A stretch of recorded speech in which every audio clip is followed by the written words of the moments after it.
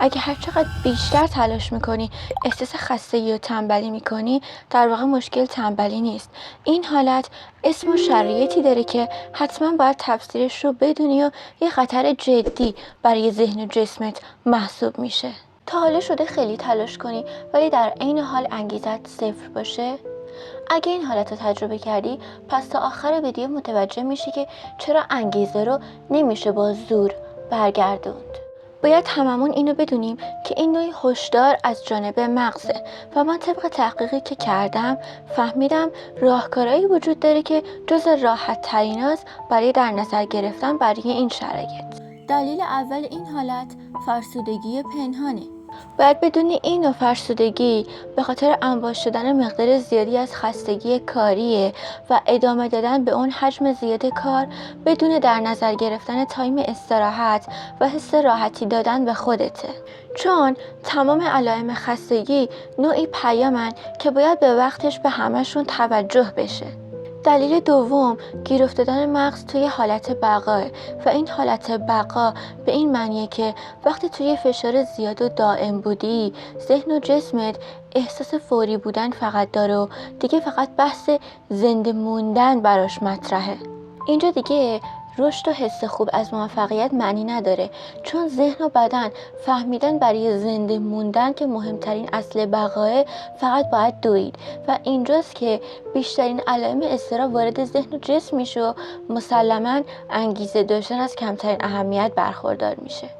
و دلیل سوم اینه که تلاش از روی حس ترس میاد. وقتی تلاش از روی حس ترس از عقب موندن از بقیه یا ترس از دست دادن باشه، ذهن فرق بین اینا رو میفهمه. تلاشی که از روی علاقه است انرژی میده و تلاشی هم که از روی ترسه انرژی میگیره. بنابراین اینجا بیشترین چیزی که ما متوجه میشیم اینه که استراحت ندادن به خودمون و ندیدن حس نیازمون به کمی وقفه باعث میشه ما با جسم و ذهن خودمون درگیر بشیم و میل واقعی به زندگی رو از دست بدیم.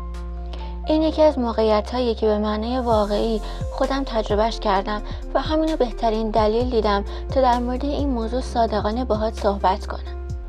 راهکار اول اینه که به جای 10 ساعت زور زدن بدون بازدهی، سعی کنی از ساعتهای اول کارت بهترین استفاده رو ببری و هر وقت که جسمت بهت پیامی از خستگی رو داد بهش توجه کنی و هر چند وقت یک بار بین کارت استراحت کنی و تکنیک پومودورو رو همیشه گوشه ذهنت داشته باشی. و راهکار دوم اینه که وقتی احساس خستگی روانی میکنی، هدف بزرگی که بهت حس استرس میده رو جلوی چشمات به اهداف کوچکتر تقسیم کنی و سعی کنی از قانون کایزن استفاده کنی. یعنی برای رسیدن به اون هدف بزرگ امروز فقط یه قدم ثابت و مفید برمیداری تا هم حس مفید بودن بهت دست بده، هم اون حجم زیاد کاری برای لحظه‌ای از روی دوشت برداشته بشه. نهایتاً بهتره به خودمون یادآوری کنیم که انگیزه میاد و میره و مهم معناییه که ما از کارمون استنباط میکنیم. هر وقت خیلی خسته شدی به چشم انداز کارت فکر کن و ببین معنایی که میبینی از هدفت چی و به خاطر اون بعد از کمی استراحت دادن به خودت دوباره ادامه بدی. و امیدوارم وقتی که مثل هر فرد دیگه‌ای واقعا خسته بودی، از دلایل و راهکارهایی که توی این ویدیو مثل یه همراه واقعی برای توی که دلم خواسته نیازش رو ببینم و بهش کمک کنم استفاده کنی و با همدیگه توی این مسیر از دل سختی‌ها پیشرفت کنیم.